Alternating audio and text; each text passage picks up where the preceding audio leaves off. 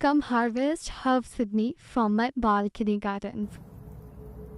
I have lots of oregano growing in my garden, so I'm gonna give them some haircut.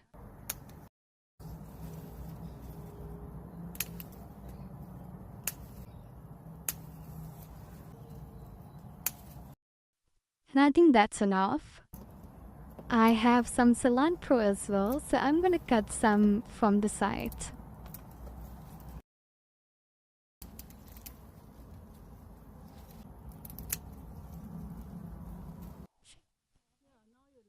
This is my mint. As you can see, it's a lot. So I'm gonna cut some and make some chutney for the dinner. My balcony garden has been very rewarding, and I encourage everyone to do that.